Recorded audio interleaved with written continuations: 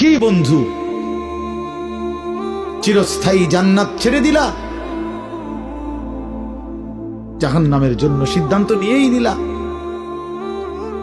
এই নারী, এই ছবি, এই উলঙ্গ দৃশ্য, এই জিনা, এই ব্যভিচার, খোদার কসম ধীরে ধীরে তোমার জাহান্নামের দিকেই নিয়ে যাবে।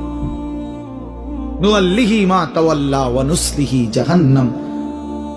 আল্লাহ বলছে, যে বান্দা আমার রাসূলের বিরুদ্ধাচরণ করবে এবং আমার ঈমানদার বান্দারা যে পথে চলে তার উল্টো পথে চলবে, আল্লাহ বলেন আমি তাকে সেই উল্টো পথেই চালাবো এবং একদিন সত্যি সত্যি আমি তারে জাহান্নামে ফেলে দেব।